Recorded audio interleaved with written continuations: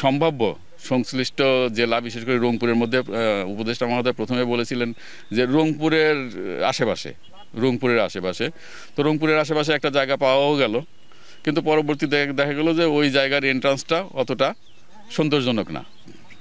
মানে খুব পজিটিভ অবস্থানে আছি যে এই যে জায়গায় আমরা দাঁড়ায় আছি, এই জায়গাতে এখন পর্যন্ত কেউ দ্বিমত পোষণ করেন নাই।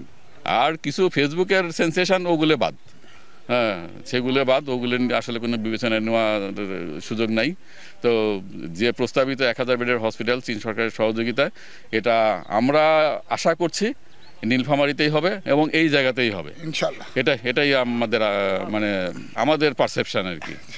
সার্বিক বিচারে এটা অস্বীকার করার উপায় নেই, ভৌগোলিক অবস্থান এবং যোগাযোগের দিক থেকে যে এটা যে বেস্ট পজিশন, এটা অস্বীকার করার কোনো উপায় নেই।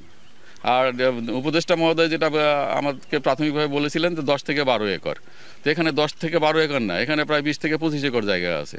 তার মানে আমরা আরও সুন্দরভাবে এই জায়গাটাকে ইউটিলাইজ করতে পারবো এবং আদার্স ফ্যাসিলিটিস ডেভেলপ করতে পারবো। তো সেদিক থেকে এবং আর নিরাপত্তা যেটা ডিসি মহোদয় বলছেন যে আমরা জানি উত্তরবঙ্গের মানুষ এমনিতেই আচার আচরণের দিক থেকে ভালো। তারপরে রংপুরে যোগাযোগের কথা যদি বলেন, রংপুর এয়ারপোর্ট আছে বা রোড কানেকশন খুব ডেভেলপ করছে, বিশেষ করে ঢাকা রংপুর যে হাইওয়ে ডেভেলপ করছে। হ্যাঁ, সব কিছু মিলায়ে মানে যদি আমি যে কোনো দিক থেকে বিচার করি, এটা নাম্বার 1 সিলেকশন।